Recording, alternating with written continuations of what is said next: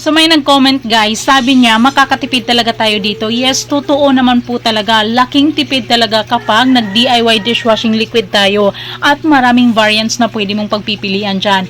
Alam nyo marami na talagang nag-ninegosyo, gumagawa ng sarili nilang mga dishwashing tapos binibenta nila. Malaki naman talaga yung tutubuin. Imaginein mo ha, kung bibili ka sa mall, yung 100 ml nila napakamahal na. Pero ito guys, 208 lang. 15 to 16 liters na yung kaya niyang gawin. At alam nyo sa akin guys, hindi ko siya binibenta kasi tinatry ko pa lang siya. Hindi ko pa siya binibenta, more than 3 months ko siyang nagagamit at sinishare ko na rin sa iba yan. Yes, yan na rin yung ginagamit kong panlinis sa banyo and sa kusina. Malaking tipid talaga. Imagine niyo napakarami, di ba? And mabula, maganda siyang gamitin.